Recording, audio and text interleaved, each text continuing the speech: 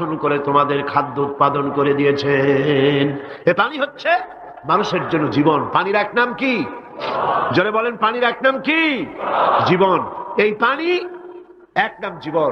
কিন্তু কর্ণফুলীর পানি যদি চট্টগ্রামে 10 ফুট উঁচা হয়ে আসে, পানির নাম হবে কি? নাম হবে মরণ। এই পানিকে কন্ট্রোল করেন আল্লাহ রাব্বুল আলামিন। আল্লাহ যদি ইচ্ছে করেন বেশি করে পানি দিয়া পুরা এলাকা ডুবাই দিতে পারেন, আবার ইচ্ছে করলে পানির ভিতরে মানুষ বাঁচাই দিতে পারেন, আগুনের মধ্যে মানুষ বাঁচাইতে পারেন। সমস্ত ক্ষমতা হচ্ছে, কর্তৃত্ব কেবলমাত্র আল্লাহ পাকের। কর্তৃত্ব কার? কর্তৃত্ব কার? আল্লাহ পাকের কর্তৃত্ব। হযরত নূহ আলাইহিস সালামের জামানায় 40 দিনের বন্যা। এই বন্যার পরে জাহাজ যখন নেমে গেল, তখন তিনি মনে মনে ভাবলেন, আমি তো জোড়ায় জোড়ায় করে সমস্ত প্রাণীগুলি আর মানুষগুলি, কিছু কিছু মানুষ যারা ঈমান এনেছিল তাদের জাহাজে উঠাইছে, কিন্তু একটি বুড়ি আমার উপর ঈমান এনেছিল আর আমি তার ওয়াদা করেছিলাম সাথে করে নিয়ে যাব, আমি তো তার কথা ভুলে গিয়েছি।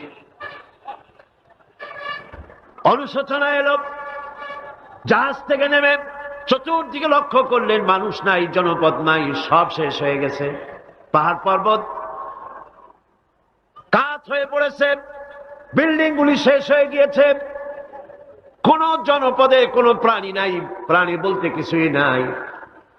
হঠাৎ দূরে দেখলেন একটা কুড়ে ঘরের মতো দেখা যায়।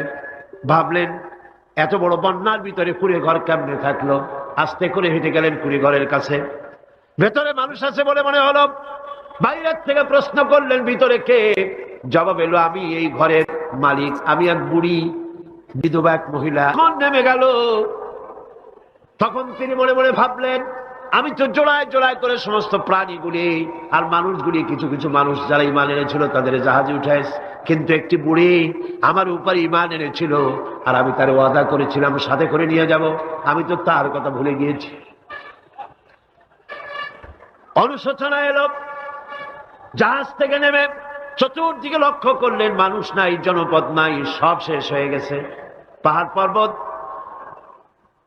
কাত হয়ে পড়েছে, বিল্ডিং গুলি শেষ হয়ে গিয়েছে, কোন জনপদে কোনো প্রাণী নাই, প্রাণী বলতে কিছুই নাই। হঠাৎ দূরে দেখলেন একটা কুড়ে ঘরের মতো দেখা যায়। ভাবলেন এত বড় বন্যার ভিতরে কুড়ে ঘর কেমনে থাকলো? আস্তে করে হেঁটে গেলেন কুড়ে ঘরের কাছে। ভেতরে মানুষ আছে বলে মনে হলো। বাইরের থেকে প্রশ্ন করলেন, ভিতরে কে? জবাব এলো, আমি এই ঘরের মালিক, আমি এক বুড়ি বিধবা এক মহিলা, আপনি কে? তিনি বললেন, আমি হচ্ছি এই জামানার পয়গম্বর হযরত নূহ আলাইহিস সালাম। জাহাজে উঠায় নিয়ে দিবেন। আমার মনে হয় বন্যা কবে হবে সেই খবর দেওয়ার জন্য আপনি এসেছেন। হযরত নূহ আলাইহিস সালাম সিজদায় পড়ে কাঁদতে লাগলেন, বললেন, রব্বুল আলামিন, তোমার কুদরত বোঝার ক্ষমতা আমার নাই। 40 দিন পর্যন্ত পানির ভিতরে মানুষ কেমনে জীবিত রইল? আল্লাহ পাক শোনালেন, নূহে, বিপদ যখন এলো তুমি তোমার উম্মতকে ভুলে যেতে পেরেছো, ভুলে গিয়েছো, কিন্তু আমি রব্বুল আলামিন রহমানুর রহিম, আমি আমার বান্দিরে ভুলি নাই। পানির স্রষ্টা আল্লাহ, পানির ভিতরে তিনি বাঁচাতে পারেন, আবার তিনি আগুনের